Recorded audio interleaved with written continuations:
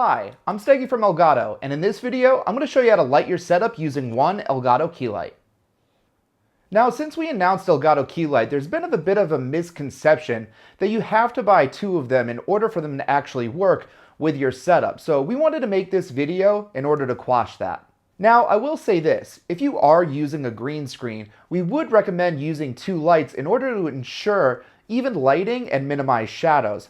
However, you can use a green screen setup with one key light. You can center the key light on your desk, have it above the camera and above your eye line and pointing down at you at about a 45-degree angle. Now, this can work, and it does work better when you have a very flat surface, like if your wall is actually painted green, or if you're using something that's nice and wrinkle-free like the Elgato green screen. However, two lights are even better than one. If you aren't using a green screen, you can absolutely get a great setup using one Elgato key light. And in this video, we're going to show you two different ways you can configure your key light in order to get the best picture. Both of these setups involve setting up your key light off-center to the camera at about a 45-degree angle. And so the first method in doing this is direct lighting, where you'll have the key light pointing down and towards you from 45 degrees around each way. This is going to give you a flattering light hitting your face and casting light. And then you're going to have a nice shadow here, and you're just going to have a little kiss of light on the other side of your face.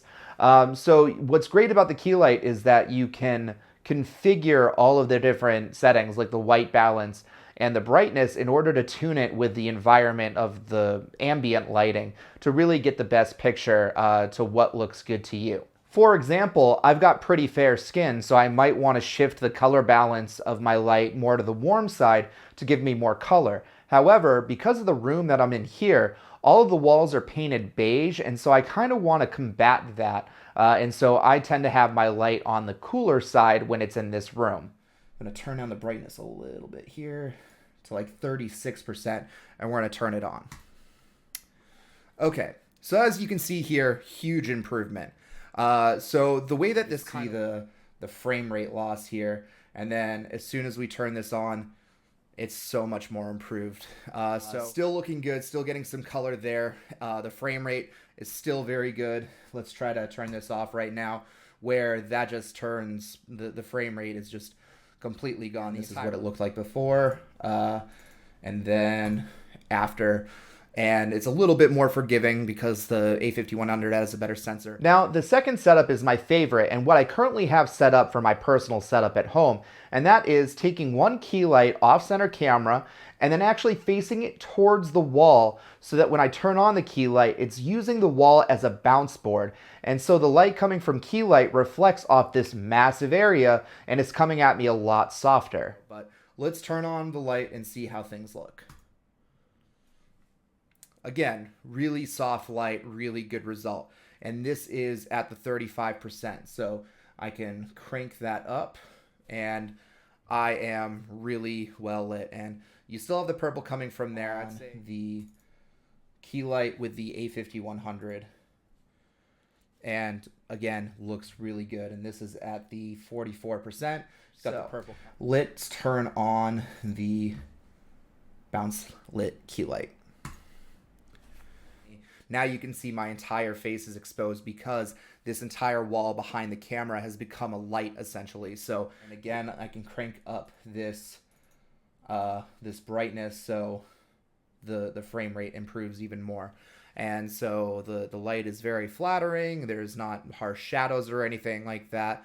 And, you know, if you're a glasses wearer and all. What I really love about this setup is it really takes advantage of the space-saving feature of the key light, because using the pole mount, you're able to push your desk up against a wall like you normally would if you weren't a content creator. And with this pole mount having the desk clamp, it takes up no extra room behind the desk, so you can have that right up against the wall, and you're using that wall to your advantage by turning it into a giant softbox, basically. Now, this camera trick has existed for a really long time, and one of the key necessities of this trick is having a light that has high output, because when you bounce it off of a surface, you're going to be losing intensity. So you need to be shooting more light than you normally would, because it'll be coming back a little bit dimmer once it's finally bounced. So since we've announced the key light and since people got it in their hands, we've been seeing most people haven't been going above 25%, maybe 30% in power. However, if you're doing this kind of setup, you might need to bump up the intensity to 50% or maybe even 75% in order to get that same light,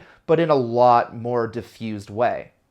And there you have 3 configurations for a single key light in a content creator setup. But realistically, this is just the tip of the iceberg because there's so many tutorials available online from YouTubers, photographers, videographers on all these different hacks and tricks you can do with your lighting, like using a piece of foam core as a bounce board so you can have it off to your side, and so you can actually simulate a 2-point light setup with a single light.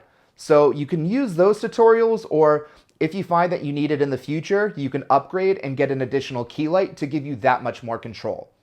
But that'll do it for this video. Once again, I'm Steggy from Elgato, and until our next one, good luck and have fun.